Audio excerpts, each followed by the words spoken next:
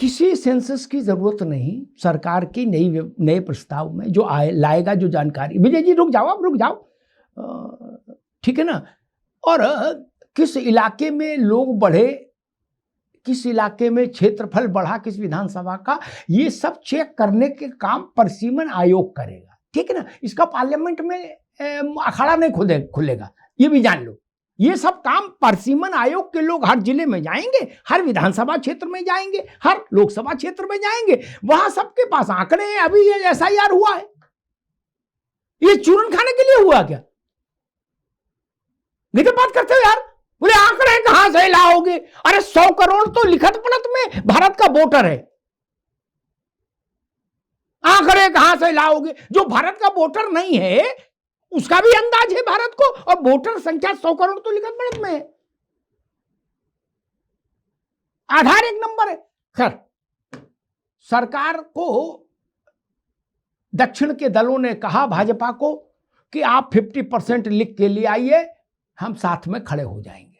बस वहीं से कांग्रेस की हार हो गई। अब पछताए होत का जब चिड़िया चुन गई खेत। आपको स्टालिन से लड़ाई नहीं लेनी थी। स्टालिन से कांग्रेस ने लड़ाई लड़के अपने माथे का सौभाग्य पोंछ लिया। अब वो कह रहे कि हमें तो राहुल गांधी का नुकसान करना है, इनकी नाक काटनी है, बाकी चाहे कुछ हो। उस ढंग से अडामेंट है। डीएमके के एक नेता कह रहे थे कि 2 मंत्री बन जाएं सिर्फ तमिलनाडु में, इसके लिए इन्होंने वर्षों पुरानी दोस्ती की पीठ में छुरा भोंक दिया कांग्रेसियों ने। बोले अब हम इनको डिलिमिटेशन बताएंगे, हमारी बात तो मान ली नरेंद्र मोदी ने। और ये बात जैसे 10 लोग खड़े हैं, किसी को 4 लड्डू मिलेंगे, किसी को 3, किसी को 2, किसी को 1, किसी को चूरा, ये पक्षपाती व्यवस्था लगती है। लेकिन ये व्यवस्था अगर हो जाए कि हर व्यक्ति को 2 लड्डू मिलेंगे, तो इसमें काहे की लड़ाई? उत्तर प्रदेश के भी 50% बढ़ेंगे, तमिलनाडु के भी 50% बढ़ेंगे, असम के भी 50% बढ़ेंगे। झंझट खत्म, मिटी सब पीरा,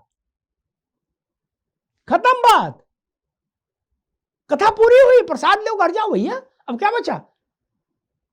इशू इज ओवर।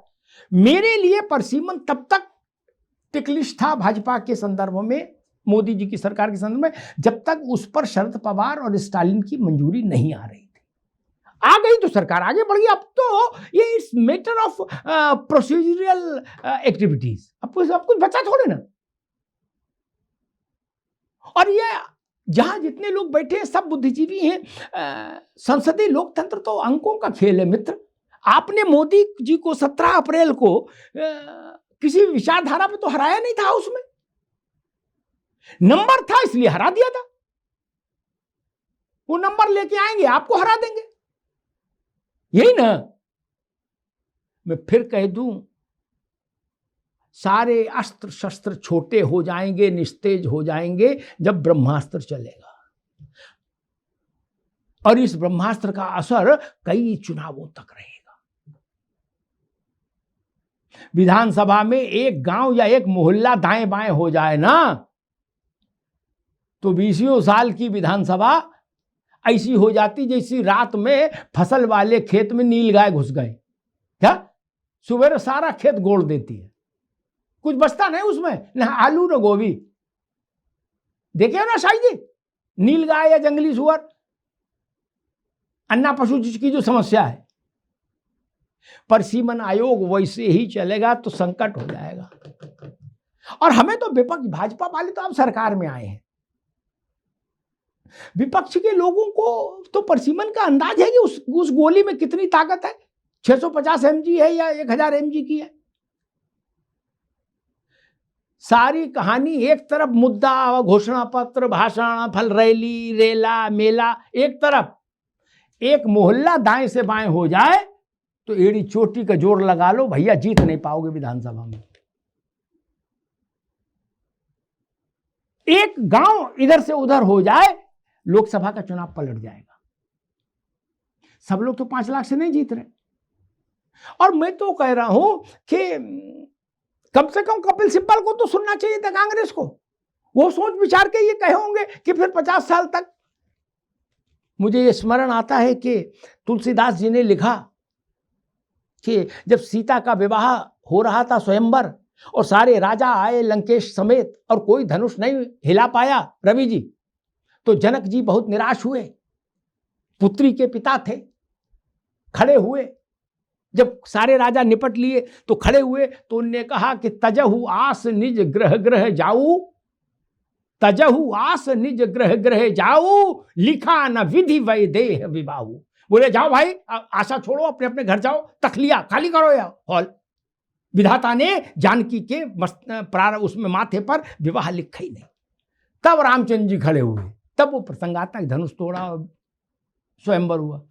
मैं वही बात कहूंगा, अगर परसीमन लागू हो जाए, क्या महिला आरक्षण उसका फलितार्थ है क्या? मूल तो परसीमन है। तो मानकर चलिएगा कि तजहुआस निज ग्रह ग्रह जाऊ। मैं नहीं कह रहा, कपिल सिब्बल जी कह रहे हैं। ये सारी बातें बेमानी हो जाएंगी। मुझे इससे अच्छा रूपक नहीं मिला, मुझे क्षमा करिएगा अगर कुछ लोग हर्ट हो जाए। जैसे रात में नील गाय खेत खा जाती है,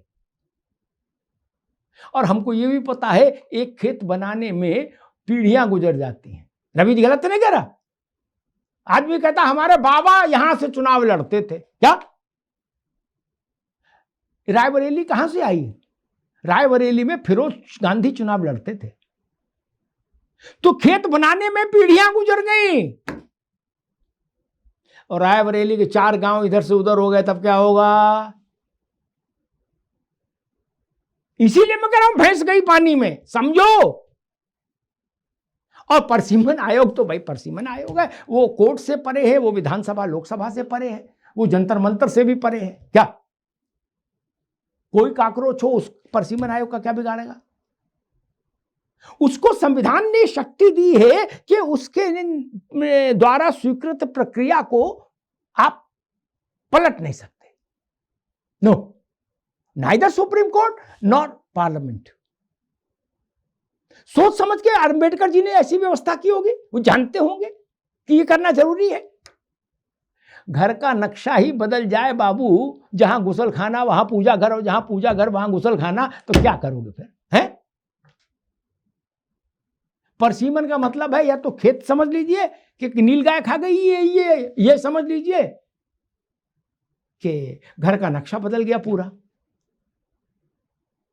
तो भी वो घर आपके मन का तो नहीं रहेगा। फिर जब आपके घर का नक्शा टीना शर्मा के मन से बन जाएगा, तो आपके मन का तो नहीं रहेगा घर। बस परसीमन का सारा खेल यही है मित्र। फिंगर क्रॉस करके बैठिए।